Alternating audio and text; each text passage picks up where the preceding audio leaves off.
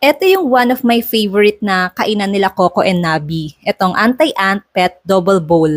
So, 2-in-1 na to mga person. Meron siyang water feeder and meron din siyang food feeder.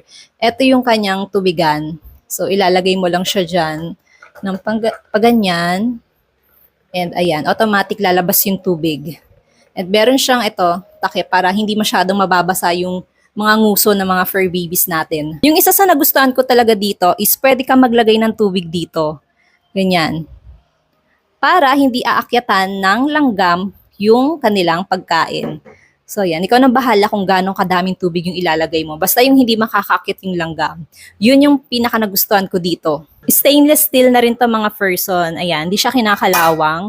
And meron siyang silicone dito sa ilalim. 4 na silicone, ayan. Para kapag nilagay natin, hindi siya yung dudulas or gagalaw. Kasi 'di ba